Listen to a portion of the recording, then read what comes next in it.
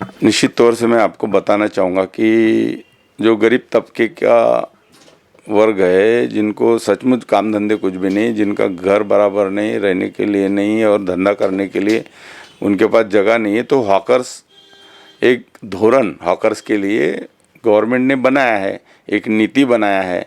और वो नीति बनाया है, उसके ऊपर फिर चैलेंजेस हो गए। चैलेंजेस में फिर सुप्रीम कोर्ट ने उनको हॉकर्स को संविधान के तहत उनको हर आदमी को अपना काम करने का और अपना लाइफ चलाने का उनको अधिकार दिया है। अपने पेट पालने के लिए उनको धंधा करने को कोई रोक नहीं सकता। ऐसा रहने के बावजूद भी अभी बड़े दुकानदारों को यानी महानगर पालिका ने उनको ये कर दिया, यानी हाँ अनुमति दी उनको, इवन ऑड। लेकिन इनको इवन भी दिया नहीं ना ऑड भी दिया नहीं। तो ये निश्चित तौर से ये हॉकर्स के ऊपर बहुत बड़ा अन्याय है। हम माननीय आयुक्त को भी मिले, माननीय आयुक्त ने बोला कि एपिडेमिक एक्ट के अनुसार हम उनको नहीं बिठा सकते, गर्दी हो जाएंगी। तो वो बाकी दुकान शुरू है तो वहाँ पे भी गर्दी हो रही है, लेकिन ऐसा नहीं। वो हॉकर्स जो 40,000 हॉकर है, 50,000 के भी हॉकर हो गए होंगे, तो उनको सचमुच न्याय मिलना चाहिए।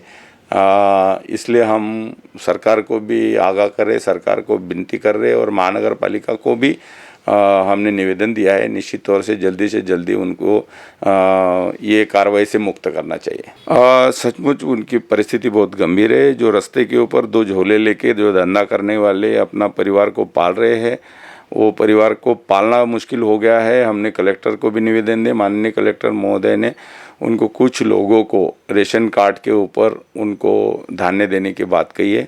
हमने बोला 10-20 हज़ार रुपये अगर उनके खाते में डाल दिया तो अच्छा रहेगा। अभी सरकार से हम बात कर रहे हैं कि उनको निदान नहीं 10,000 तो 5,000 तो भी उनके खाते में डाले अनुदान। ये हमारी डिमांड है। और निश्चित तौर से यही वर्ग नहीं और ज़्यादा, जैसे अभी हॉकर्स हो गए, जो स्कूल वैन चलाते, जो बच्चों को लेकर जाते, उनके बाकी जो होटल्स में काम करने वाले वर्कर है और कोई रिक्शा पुलर है, ऑटो चालक है, इनकी भी बहुत सारी आत्महत्याएं हर दिन ब दिन बढ़ती जा रही है। गरीब तबके की आत्महत्याएं बढ़ रही है। तो ये अपने परिवार को पाल नहीं सकते, ऐसी परिस्थिति। सरकार ने इसके ऊपर कोई योजना बना के उनको कुछ तो भी उनके खाते में आर्थिक मदद करना जरूरी है, ऐसा मुझे लग रहा है। तो शहर में ऐसे कितने लोग हैं, शहर में अभी लाखों की तादाद में हो गए। तो वो उनके लिए एक कमेटी स्थापन करना चाहिए और पालक मंत्री जी ने पहल लेना चाहिए। पालक मंत्री हमारे नितिन राव साहब है, उन्होंने पहल लेके इन लोगों को, गरीब झोपड़पट्टी धारकों को भी मदद करने के लिए पहल लेना चाहिए और वो मदद करना चाहिए। नहीं तो फिर ये अभी आप देखो, नाभिक समाज जो सलून के व्यवसायिक है और वैसा है कि वो आत्महत्या कर रहे हैं। अभी हर दिन हम आत्महत्याओं से भरा हुआ पेपर है। तो स्कूल के भी बच्चे, इधर कॉलेजेस के बच्चे, ये भी प्रॉब्लम चल रहा है। और वो भी आत्महत्या अगर ये गरीब तबका कर रहा है, अभी डॉक्टर ने कल आत्महत्या किया, डॉक्टर ने भी आत्महत्या किया। वो MBBS डॉक्टर से अच्छे जगह काम करते थे, वो क्यों आत्महत्या कर रहे हैं?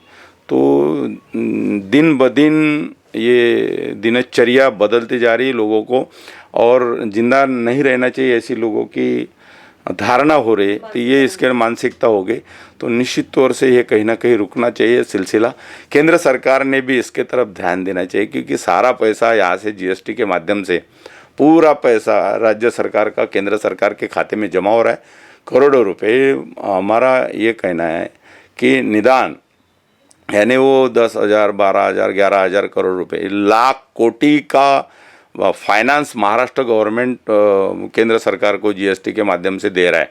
केंद्र के जो टैक्स है वो, तो वो केंद्र सरकार ने कम से कम 10 लाख कोटि, 10,000 कोटि ने 10 लाख कोटि महाराष्ट्र को मदद करना चाहिए। सबसे ज़्यादा कोविड की यहाँ पे जो बाधित लोग हैं वो यहाँ पे निकल रहे, सबसे ज़्यादा मर रहे महाराष्ट्र में, पूरे देश में। तो इसलिए महाराष्ट्र की तरफ ये केंद्र सरकार का जो रवैया है वो अच्छा नहीं है, इसलिए केंद्र सरकार ने ध्यान देने की ज़रूरत है।